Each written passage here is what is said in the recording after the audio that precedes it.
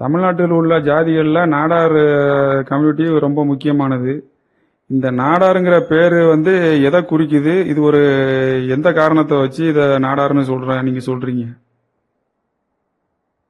நாடார் என்ற சொல் ஒரு ஒரு ஜாதி பட்டம் இல்லை, அது ஜாதி பேர் இல்லை, ஜாதி பட்டம். நாடாருடைய குலப்பெயர் சான்றோர். சான்றோருங்கிற சொல் சான்றோர், சான்றவர், சான்றார் அப்படின்னா நல்லவர், நல்லோர், நல்லார் அப்படிங்கிற மாதிரி இந்த சான்றோருங்கிறது சான்றோர்னு சொல்லப்படுது, சான்றார்னு சொல்லப்படுது, சார்ந்தவர்னு சொல்லப்படுது.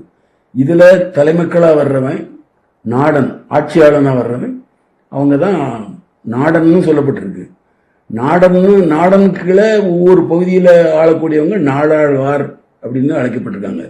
மூவேந்தர்களிலேயே நிறைய அரசர்கள் பின்னால நாடாழ்வார்னு அழைக்கப்பட்ட கல்வெட்டுகள், இலக்கிய சான்றுகள் நிறைய இருக்கு. நாடாழ்வார்ங்கிற சொல்லுடைய ஒரு சுருக்கு, அதாவது அது ஒரு திரிப்பு தான். நாடாவான், நாடாவான், நாடான்னு ஆயிடுது. ஆக அந்த சான்றோர் சமூகத்துடைய தலைமக்கள் வர்றவன் இந்த பட்டத்துக்குரியவனா வரான். அது பட்டம். அதுதான் அந்த நாடாருங்கிற இன்னைக்கு வழங்கப்படுற ஒரு பட்டமா வழங்கப்பட்டு இருக்கு. இது சில பேர் இதை சரியா புரிஞ்சுக்கிடாம, புரிஞ்சும் இந்த சமூகத்தினுடைய முழுமையான வரலாறு சொல்றதுல ஒரு காழ்ப்புணர்ச்சியோட நடந்துட்டு இருக்காங்க.